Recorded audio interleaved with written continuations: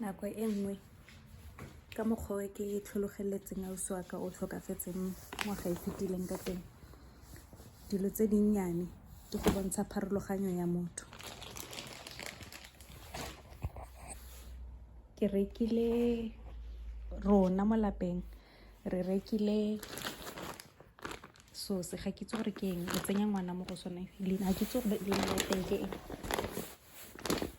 o robatsa ngwana ka mo teng ga yone.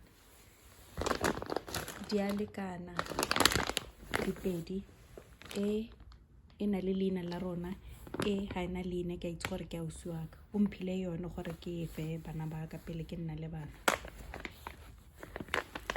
Go ne go robala Angelo mo go go ne go robala Angelo mo go yone.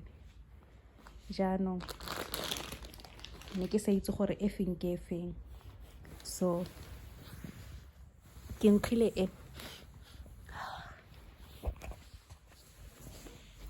nkga plastic ya factory, e nkga bontšha e ka re tswa ko factory-ing. Ke nkgile e